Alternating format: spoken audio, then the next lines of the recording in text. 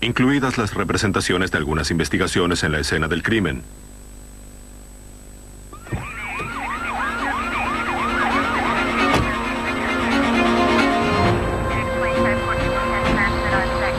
Luego de aplicar todos sus recursos, la policía aún no consigue relacionar al asesino con su crimen. ¿Lograrán conectarlo con 6 botellas de cerveza? Una mujer es descubierta en su tumba bajo el agua.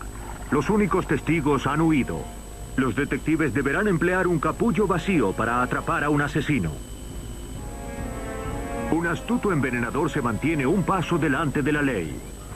Para detenerlo, los investigadores necesitan encontrar su confesión en medio de cientos de archivos borrados de su computadora. La policía no suele beneficiarse con las pruebas de pistolas humeantes y huellas sangrientas para resolver los crímenes.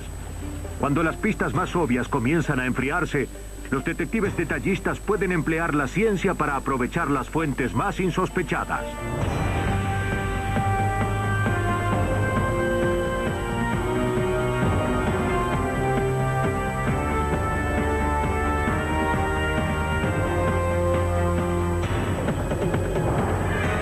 Los nuevos detectives.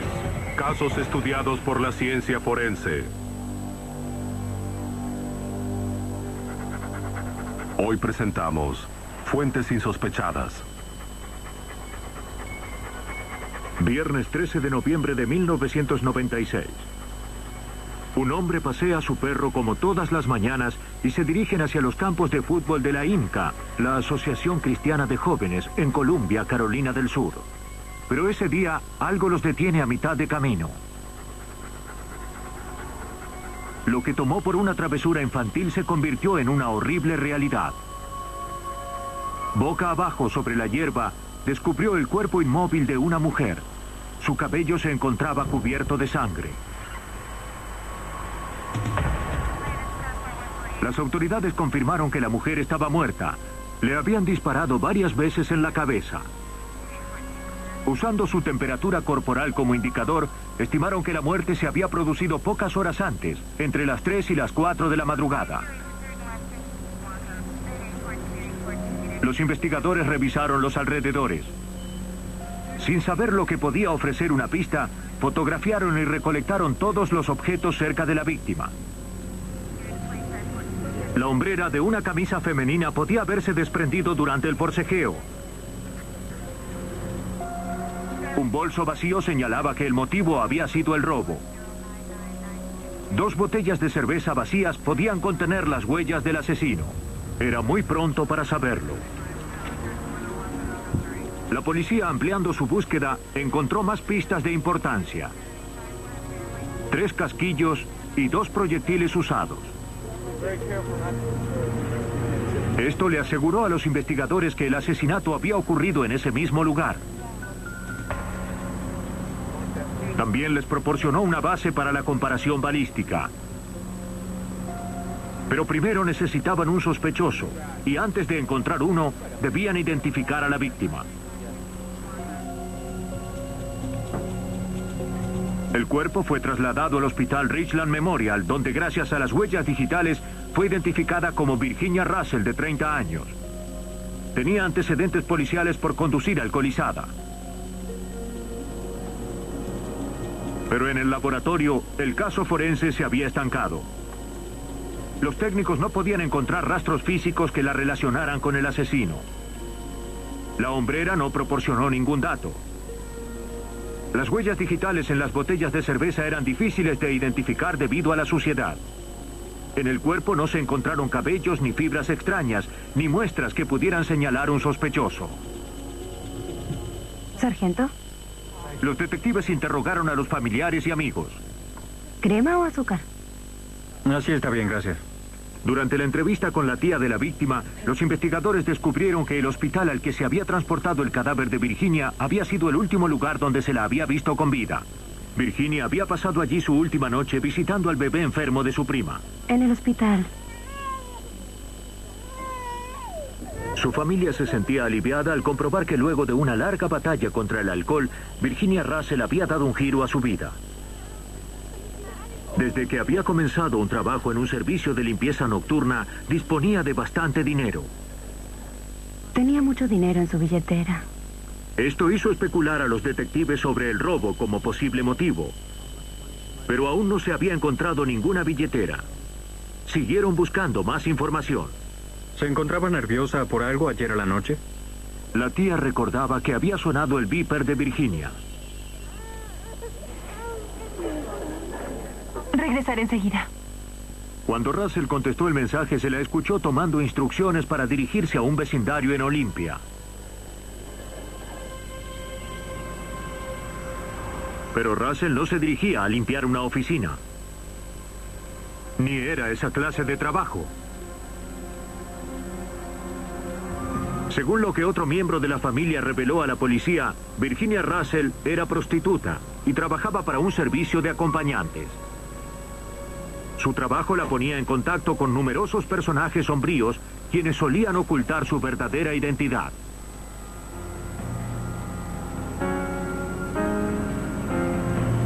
Con semejante lista de sospechosos, el caso se tornaba muy difícil, casi imposible de resolver. Pero la policía tuvo un golpe de suerte. Un día después de descubrir el cadáver, encontraron un automóvil abandonado en un estacionamiento en Olympia. Había sangre sobre el tablero de instrumentos. En el asiento trasero del vehículo descubrieron una botella de Michelob Light, la misma cerveza que habían hallado cerca del cadáver de Virginia. Cuando el sargento Andrew Caldwell de la oficina del alguacil del condado de Richland se enteró del asesinato, sospechó que no se trataba de un incidente aislado. Se encontraba trabajando en un caso de violación y se preguntó si sería posible que un mismo y brutal individuo fuera responsable de ambos crímenes. Su teoría solo se basaba en una corazonada. Una de las principales similitudes era que ambas víctimas trabajaban como acompañantes, así como también la ubicación del automóvil de Virginia. Su vehículo fue encontrado a metros del apartamento donde había ocurrido la violación poco antes. Si Caldwell lograba resolver el caso de violación, quizás podría atrapar al asesino. La tarde del 10 de noviembre, 3 días antes de la muerte de Virginia Russell, una prostituta de 20 años fue conducida por uno de los choferes de la agencia hasta el vecindario de Olympia. Tenía que encontrarse con un hombre cuyo supuesto nombre era Daniel Davis. El hombre la atacó casi inmediatamente. Le dijo que si quería vivir tendría que hacer todo lo que él le dijera.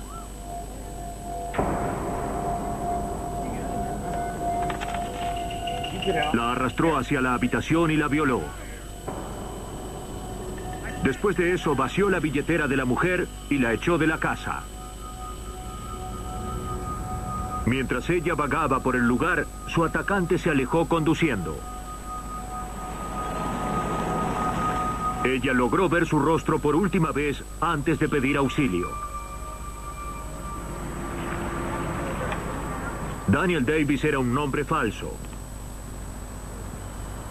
Los investigadores descubrieron que el apartamento estaba rentado a nombre de Roy Beck Jr., cuya descripción coincidía con la que la víctima había dado a la policía. Era un nombre familiar para los investigadores. Desde su adolescencia, los robos lo habían mantenido en problemas. Los oficiales se dirigieron al apartamento de Beck para arrestarlo por la violación de la prostituta, pero Beck se les había adelantado. Encontraron el lugar abandonado y en gran desorden. Había cortado la energía. Sobre el piso había basura y botellas de cerveza. Con una orden de registro, los investigadores requisaron el apartamento buscando pistas que lo relacionaran con la violación. Hallaron municiones para diferentes armas. Los detectives creyeron que habían encontrado un eslabón para relacionar a Beck con Virginia Russell. Pero ninguna de las municiones coincidía con los proyectiles fatales. Los investigadores enfocaron sus energías en encontrar a Beck. Para atraparlo idearon un plan. Obtuvieron una orden de arresto por violación y contactaron a una exnovia de Beck. Logramos persuadirla para que nos ayudara a encontrarlo. Ella le envió un mensaje y le pidió que pasara a recogerla por un complejo de apartamentos en la ciudad.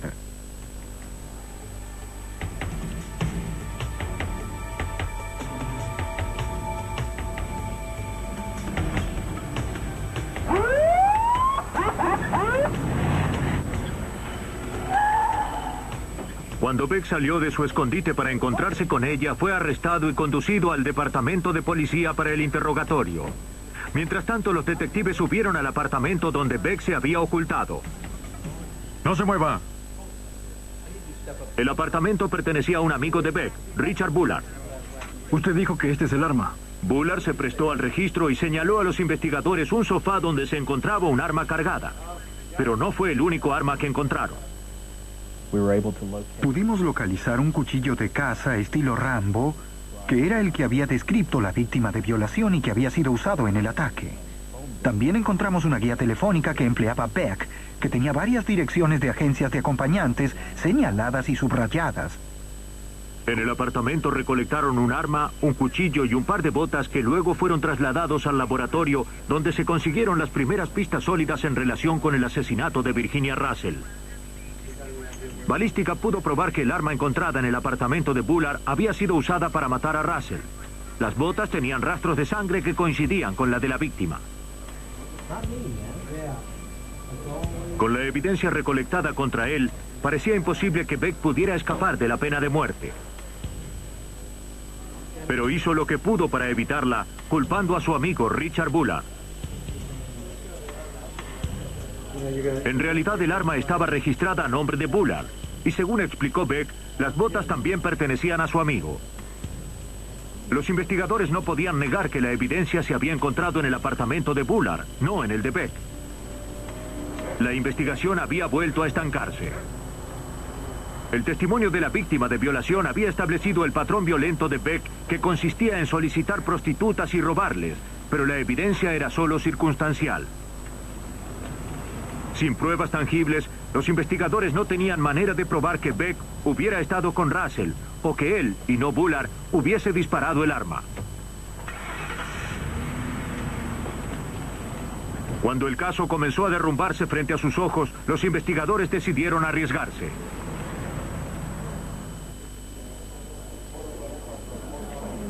La única evidencia física que conectaba a Roy Beck, Virginia Russell y al automóvil de Virginia eran las 6 botellas de Michelob Light. Y manténganos informados. Los investigadores habían encontrado 2 botellas vacías junto al cuerpo, 3 botellas vacías en el apartamento de Roy Beck y una botella sin abrir en el automóvil de la víctima. Si podían probar que las 6 botellas pertenecían a la misma caja, podrían probar que Beck había estado con Russell esa noche. Pero sin huellas digitales, la tarea parecía imposible. En busca de ayuda, acudieron a la planta embotelladora de Anheuser-Busch en Williamsburg, Virginia. Mark Landers, gerente de control de calidad, se valió de un sistema de barras que la compañía había adoptado un año antes. El código en cuestión decía 17 de octubre de 1996 y las letras siguientes eran WF58. La primera parte del código mostraba que la cerveza había sido embotellada el 17 de octubre de 1996. La W representaba a la planta Williamsburg y la F indicaba una línea en particular dentro del sistema. El número 58 especificaba que la cerveza había sido embotellada durante el 58º segmento de 15 minutos de ese día. Cuando las botellas son embaladas y etiquetadas, se las coloca en cajas de 6 botellas. Todas las botellas producidas durante el mismo periodo de 15 minutos tienen el mismo código. Según la opinión experta de Landers, las botellas de cerveza encontradas en el apartamento de Beck provenían de la misma caja que las encontradas cerca de la víctima. Fue un argumento irrefutable que relacionó a Beck con el crimen.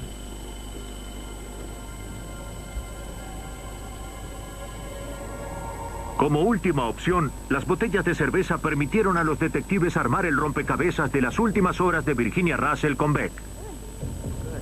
Luego de marcharse del hospital, el servicio de acompañantes la envió al domicilio de Beck, donde bebieron las 3 primeras botellas de cerveza de la caja. La policía supone que cuando Virginia salió de la habitación, Beck descubrió el dinero en su billetera.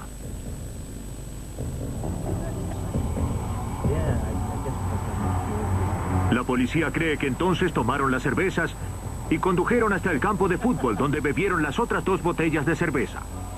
En algún momento Beck decidió que robarle no era suficiente. Tenía que matarla.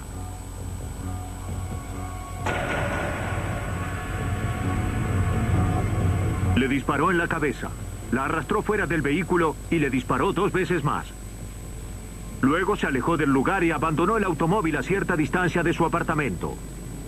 Pero dejó dentro la 6ª botella de cerveza sin abrir, con la pista que los detectives necesitaban para relacionarlo con el asesinato. Recuerdo que durante el testimonio, el abogado defensor de Beck tenía la cabeza entre sus manos y la sacudía, como si no supiera cómo recuperarse del testimonio que escuchaba. En ese momento supe que lograríamos condenar a Beck.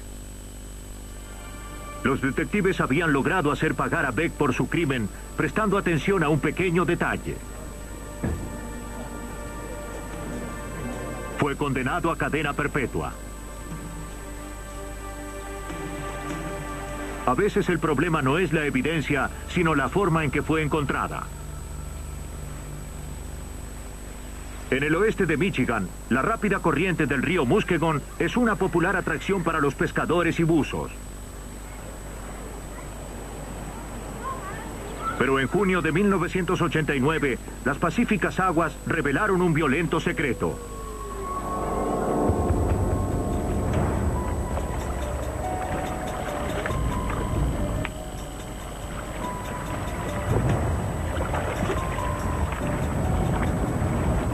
Dos buzos aficionados se encontraban registrando el fondo del río en busca de tesoros hundidos, motores caídos, aparejos de pesca extraviados y viejas anclas. Cuando vieron el brillo de un metal, supieron que habían encontrado algo grande, más grande de lo que esperaban. Se trataba de un automóvil rojo sobre una hendidura de más de 4 metros.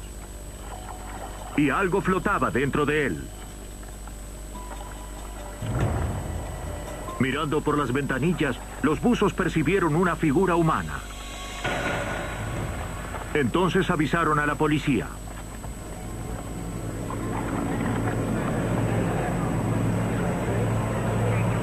Mientras retiraban el automóvil del agua, los policías y los espectadores se preguntaban quién sería la persona atrapada dentro, cómo habría caído el vehículo al agua y durante cuánto tiempo había estado oculto en el río. Del automóvil se sacó a una mujer completamente vestida. A pesar de haber estado sumergida en el agua, los restos estaban bien preservados. Los investigadores registraron el cuerpo y el automóvil para su identificación, pero todo lo que encontraron fue lodo, larvas de insectos y capullos. El cuerpo fue trasladado a la oficina del médico forense. El forense se abocó a 2 tareas: identificar el cuerpo y descubrir cómo había muerto.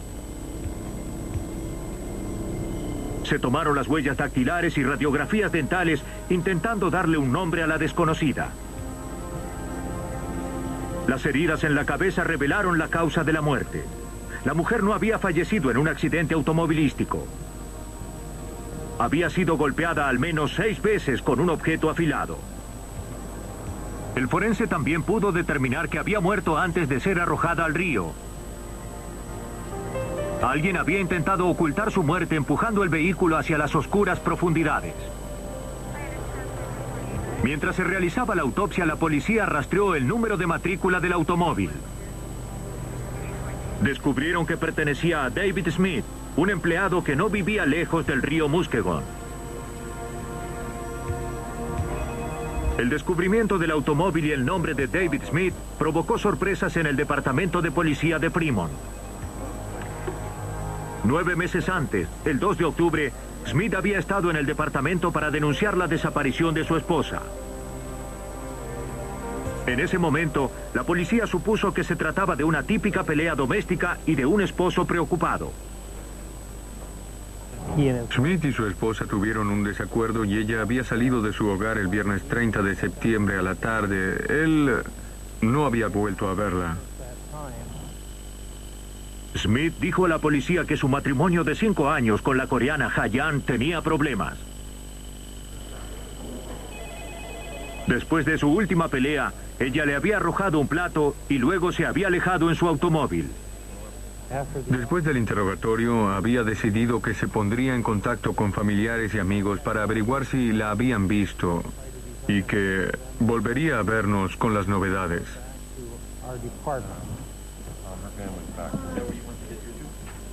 Pero pasaron meses sin noticias de Smith, ni signos de la mujer desaparecida o su automóvil. Cuando los detectives fueron a ver a Smith, se sorprendieron con lo que encontraron. La policía descubrió al interrogar a familiares y amigos de Smith que este no se comportaba como un doliente esposo. 4 días después de reportar la desaparición de su esposa, Smith había comenzado a tramitar el divorcio. Había salido con numerosas mujeres desde entonces y no había perdido tiempo en empeñar las joyas de Ha-Yan. Era evidente que Smith no esperaba que su esposa regresara. Pero aunque su comportamiento era sospechoso, no era ilegal. La situación presentaba todas las características de un homicidio, pero no había ningún cadáver. La policía estaba decidida a encontrar a Ha-Yan viva o muerta. En febrero de 1989, 4 meses antes de que se encontrara el cuerpo, Brookens pidió ayuda a la Policía Estatal de Michigan. La Policía Estatal comenzó a hacer llamadas telefónicas contactando amigos de la mujer desaparecida en Estados Unidos y en Corea. Nadie la había visto ni oído de ella desde septiembre. A los 5 meses de su desaparición, los policías comenzaron a perder las esperanzas de encontrarla. Mientras continuaba con las entrevistas telefónicas, el detective Richard Miller de la Policía Estatal descubrió una mentira. Aunque David Smith había dicho a la policía que no había sabido nada de su esposa, sus amigos habían recibido una versión diferente. El señor Smith había hecho declaraciones asegurando que sabía que ella estaba viva, que ella había contactado amigos comunes de ambos. Pero los investigadores no pudieron encontrar a nadie que confirmara la historia de Smith, y él se negó a someterse al detector de mentiras. Luego, 5 meses más tarde, la noche del 23 de junio, el automóvil del sospechoso fue sacado del río con una mujer muerta dentro. La espera había terminado. Cuando encontraron el cuerpo, los detectives obtuvieron una orden de registro para la casa de David Smith, que ahora compartía con su nueva novia. Los técnicos registraron todo el lugar buscando cualquier tipo de evidencia que revelara si allí se había cometido un crimen. Las posibilidades de encontrar algo eran remotas. Había pasado casi 1 año desde la desaparición de Ha-Yan y no había ninguna garantía de que esa fuera la escena del crimen.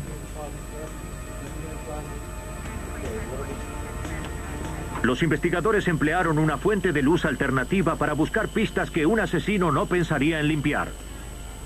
Esta luz especial penetra las capas de pintura, resaltando las manchas de sangre. La luz reveló algunas manchas en la pared de la cocina y bajo ellas, la policía encontró lo que estaba buscando. Detrás de la nevera había minúsculas manchas de sangre en la pared. El personal del laboratorio amplió su búsqueda en el lugar. Y al quitar el zócalo sobre la pared, descubrimos un sector manchado de sangre humana. Supusieron que esta había sido la escena del ataque.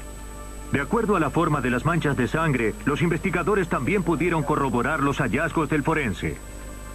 Alguien había sido golpeado numerosas veces con un objeto afilado. Teniendo en cuenta la cantidad de sangre bajo el piso, era posible que la persona hubiese sido herida mortalmente. El tipo de sangre no coincidía con la de David, pero no contaban con registros del tipo sanguíneo de Ha-Yan. Había permanecido demasiado tiempo en el agua como para determinarlo por sus restos. Los análisis de ADN en aquel momento no eran suficientemente confiables para ser utilizados. Alguien había sido seriamente herido en esa cocina, pero los detectives aún no podían armar un caso en base a estas pruebas. Para arrestar a Smith, los investigadores necesitaban pruebas concretas que lo relacionaran con la muerte de su esposa. Para poder atrapar al sospechoso, la policía esperaba que se traicionara con sus propias mentiras. Smith había contado a varias personas que Ha-Yan estaba viva en el mes de enero. Si la policía podía probar que ella había estado en el agua desde antes, podía probar que Smith había ocultado deliberadamente el crimen. Pero aún tenían que enfrentar un obstáculo mayor. Pudimos demostrar la causa y la forma de la muerte, pero según su estado de preservación, aún no sabíamos cuándo había muerto. Miller tuvo una idea. Recordó que cuando habían sacado el automóvil del agua, le habían quitado capullos del parabrisas y la cajuela. Él sabía que en tierra los insectos ayudan a determinar el momento de una muerte. ¿Harían lo mismo en el agua? La policía recurrió a un entomólogo forense, Richard Merritt, para intentar descubrir algo partiendo de este insospechado testigo. Bueno, cuando el detective Miller me trajo las muestras, vi que se trataba de moscas negras, y las moscas negras son el grupo con el que he trabajado durante los últimos 20 años, así que sabía que había algo que podría identificar y que probablemente nos daría la información que faltaba en el caso. Merritt se basó en su conocimiento del ciclo de las moscas negras para calcular el momento en que el auto cayó al agua.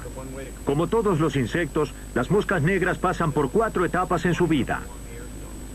El primer estadio son los huevos. Las moscas negras en el río Muskegon se incuban en noviembre o diciembre y luego se convierten en gusanos o larvas. Las moscas negras permanecen en estado larval y crecen durante el invierno en el río sobre cualquier sustrato al que puedan aferrarse. Pueden ser hojas, pueden ser rocas o en este caso un automóvil. Durante abril o mayo la larva entra en el estadio de la crisálida. Forman capullos a su alrededor y permanecen inactivas hasta finales de mayo o comienzos de junio, cuando salen como moscas adultas para comenzar el ciclo de vida nuevamente. La presencia de capullos en el automóvil de Ha-Yan reveló a Merritt que el vehículo había entrado al río no más allá del mes de noviembre. Para que esta clase en particular hubiese sido encontrada en el automóvil, el estado inmaduro tendría que haberse desarrollado durante todo el invierno sobre el automóvil dentro del río. De otra manera, no se hubiera obtenido esta especie. Los hallazgos de Merritt probaron al detective Miller que David Smith había inventado las historias acerca del paradero de su esposa desde su desaparición. Smith había dicho que la habían visto en enero, pero los capullos revelaban que ella se encontraba en el agua desde noviembre. Los insectos comprobaron que Smith mentía, sin duda para ocultar sus acciones. Y aparentemente no solo las suyas. Cuando las noticias del asesinato salieron a la luz, un compañero de trabajo contó a la policía que un mes antes de la desaparición de Ha-Yan, David había intentado contratar a un asesino a sueldo. La policía solicitó los registros de llamadas telefónicas de Smith. Encontraron que en septiembre aparecían numerosas llamadas a 2 números en Pittsburgh. Uno de los números pertenecía a la planta de limpieza en seco donde trabajaba su padre. El otro al domicilio de uno de los compañeros de trabajo de su padre, Kenny Lamont Latimer.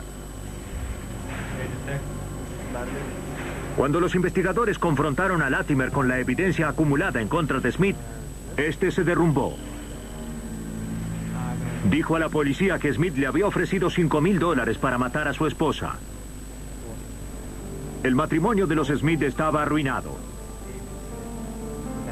Pero David aún tenía que pasar pensión alimenticia a su primera esposa y no quería más obligaciones. Entonces contrató a Latimer para que matara a su esposa con una dosis de heroína de mala calidad.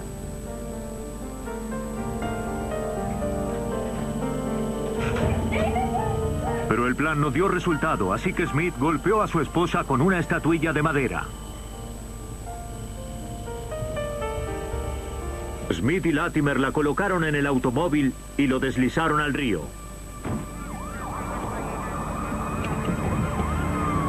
Gracias al insospechado testimonio de un capullo, Smith fue arrestado en diciembre de 1989. Un jurado lo halló culpable de asesinato y recibió una sentencia de entre 15 y 20 años de prisión. Por su participación en el asesinato, Kenny Lamont Latimer recibió una sentencia de entre 20 y 60 años, y el padre de Smith una sentencia de entre 3 años y 5. El improbable testimonio de una mosca negra reveló el plan de asesinato de David Smith.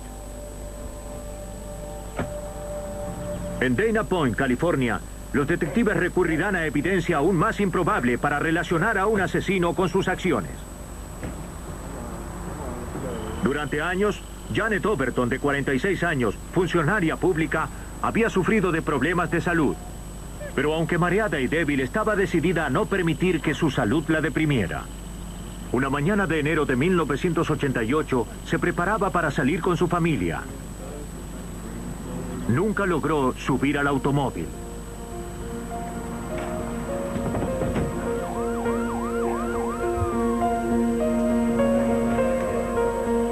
Richard, el esposo de Janet, llamó a los paramédicos. Pero ya era tarde.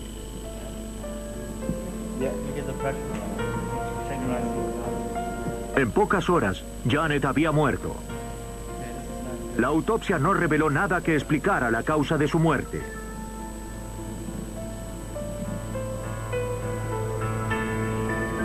Se le practicó un análisis rutinario de sangre y tejidos para encontrar las sustancias que se emplean comúnmente. Pero estos eliminaron la posibilidad de que sustancias legales o medicamentos recetados durante su enfermedad hubiesen provocado su muerte. Su extraña enfermedad seguía siendo un misterio tan grande después de su muerte como lo había sido en vida. Durante 4 años, Janet Overton había sufrido de pérdida de peso, dolores de estómago, hormigueo en los dedos y sarpullido oscuro. Ninguno de los especialistas había logrado realizar un diagnóstico a pesar de los numerosos exámenes de infecciones virales, alergias, problemas bacteriológicos y cualquier otra razón que pudiera explicar su extraña enfermedad. Todo lo que sabían era que Janet Overton había sido afectada por algo. Después de su muerte se guardaron muestras de su sangre y tejidos en el depósito del forense. Su cuerpo fue cremado. Su muerte podía significar un enigma médico, pero un llamado que el teniente Tim Carney recibió en su oficina del departamento del alguacil del condado de Orange la convirtió en investigación de homicidio. 6 meses luego de la muerte de Janet Overton, la primera esposa de Richard Overton, Dorothy, aconsejó a los detectives que revisaran el pasado de su ex esposo. Su hija había hecho un extraño descubrimiento durante una visita a la casa de los Overton. Mientras buscaba algo entre las cosas de Richard, había encontrado una jeringa, guantes de goma y un delineador para ojos. Se lo había contado a su madre, quien a su vez avisó a la policía. Carney revisó 20 años de registros para descubrir el secreto de la familia Overton. Dorothy Boyer nos había contado que después de divorciarse de su esposo en 1967, había sospechado durante algunos años que éste trataba de envenenarla. Al igual que la segunda señora Overton, la salud de Dorothy había declinado entre 1967 y 1973.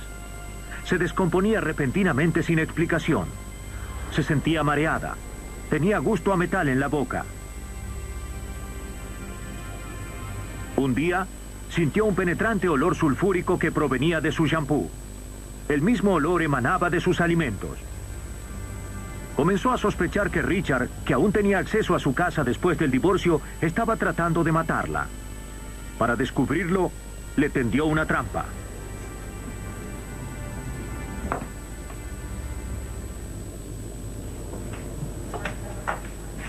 Con la ayuda del departamento del alguacil, Dorothy preparó un plan para averiguar si su esposo la estaba envenenando.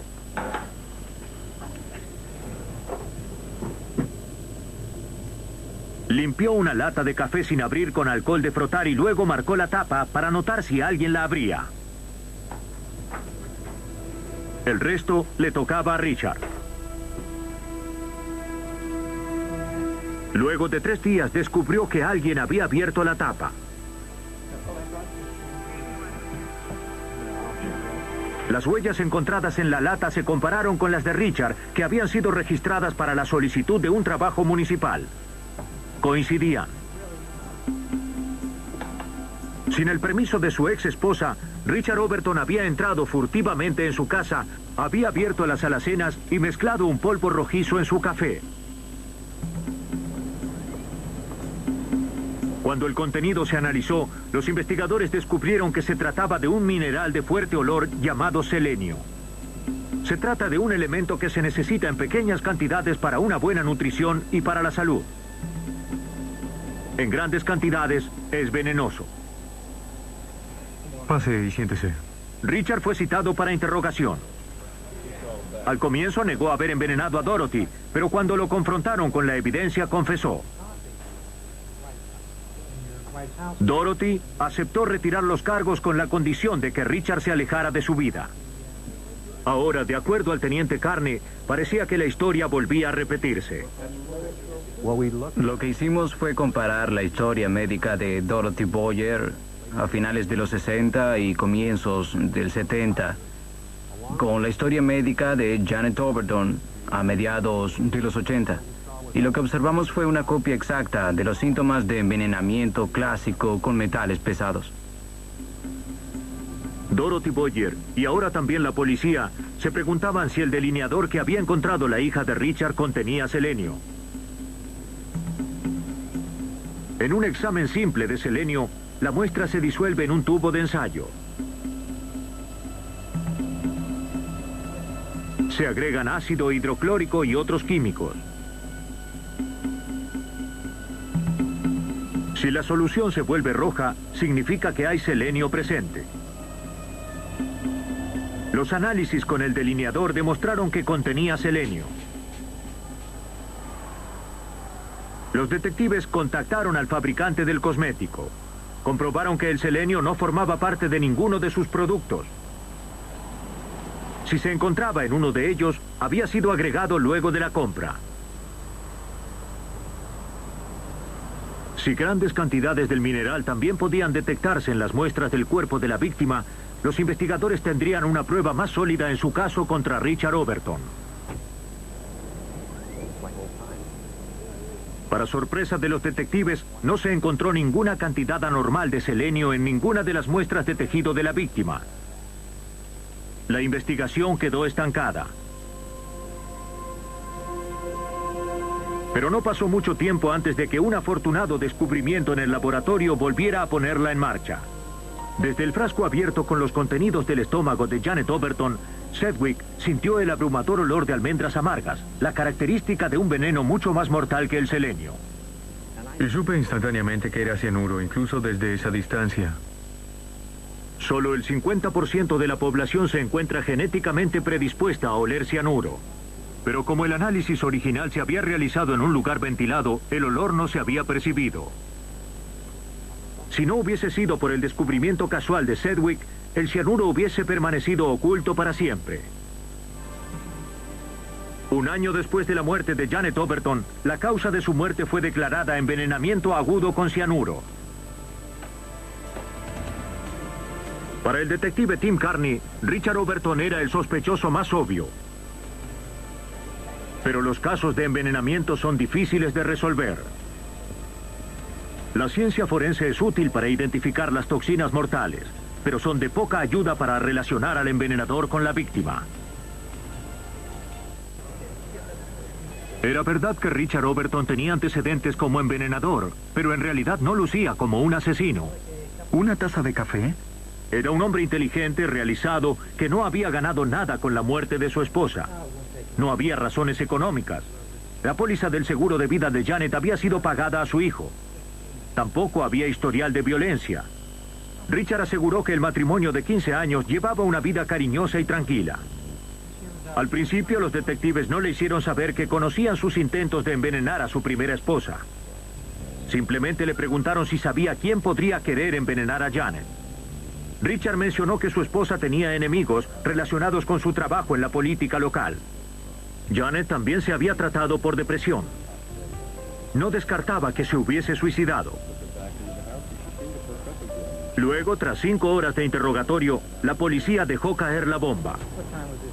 Lo confronté con la investigación de 1973 por el envenenamiento de su primera esposa. Negó todo hasta que finalmente le mostré los informes.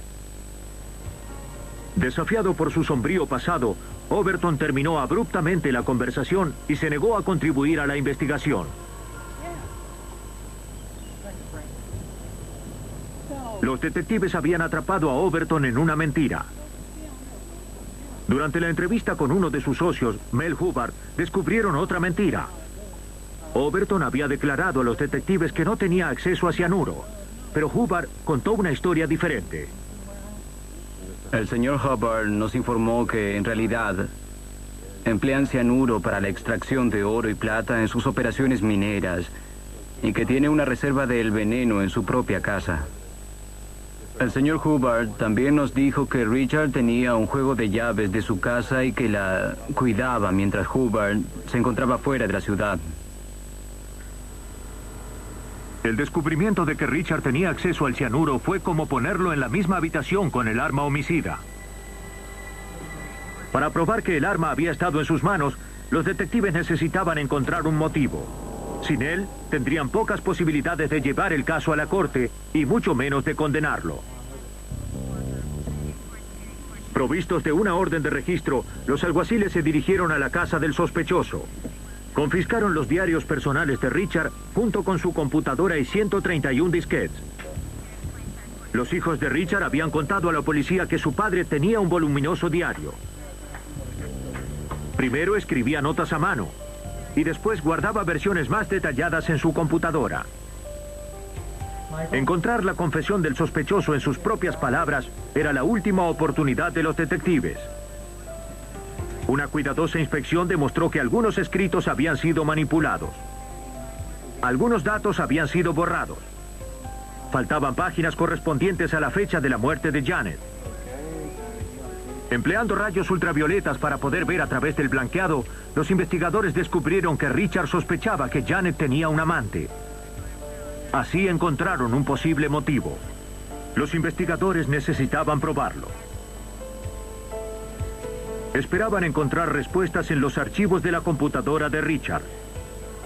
Pasaron horas buscando datos en el disco rígido y leyendo disquete tras disquete, pero volvieron con las manos vacías. Parecía que Richard había borrado o regrabado casi todo su diario electrónico. Los detectives del condado de Orange, California, creían que mediante la computadora podrían relacionarlo con el envenenamiento de su esposa Janet. Pero Overton había vaciado el disco rígido y todos sus disquetes. Se recurrió a expertos en recuperación de datos para iniciar la primera búsqueda forense en computadoras en la historia del condado de Orange. A pesar de que Overton había borrado sus archivos, expertos como William Riddle sabían que aún existían posibilidades de que la información siguiera en la computadora. Lo que la mayoría de la gente no sabe es que cuando uno borra un archivo de la computadora o de un disquete, la información que se encontraba en el archivo queda en la computadora. Lo que ocurre es que la máquina, a través de su sistema, informa a la tabla de contenidos que ese espacio está disponible para un nuevo almacenamiento. Por lo tanto, la información que se encontraba antes puede volver a escribirse en ese lugar. Riddle instaló un programa de computación especializado en sus sistemas y luego se dedicó a la complicada tarea de abrir los archivos uno por uno. El programa quita capas de texto y deja expuestos los bits y datos que habían sido almacenados allí con anterioridad. Llevó cientos de horas exponer el texto original sin formatear, pero eso solo era el comienzo. Utilizando el diario escrito a mano como referencia, los técnicos rastrearon los archivos, rearmando el diario de Richard Overton palabra por palabra. A partir del desorden, los técnicos pudieron develar el diario secreto de Overton y junto con él, la intención de matar a su esposa. Las propias palabras incriminatorias de Overton dieron un giro total al caso. Aunque el sospechoso había declarado que él y su esposa tenían un buen matrimonio, sus propias palabras desde el olvido electrónico probarían lo contrario. En realidad, había un punto en los archivos donde Overton aclaraba que su relación amor-odio se había convertido puramente en odio y que algo iba a suceder pronto. Esto lo escribió pocos días antes de la muerte de Janet, el 24 de enero. Los investigadores dedujeron que Overton se encontraba muy enojado por la infidelidad de su esposa y resentido por el éxito que ella había alcanzado en política con poca educación formal. Como lo había hecho con su primera esposa, había agregado selenio a los productos de belleza y a los alimentos de su esposa para provocar una larga enfermedad. En cierto momento, había interrumpido el selenio para que desapareciera de su organismo. Luego le había administrado una dosis letal de cianuro para matarla. Pensó que nadie podría atraparlo.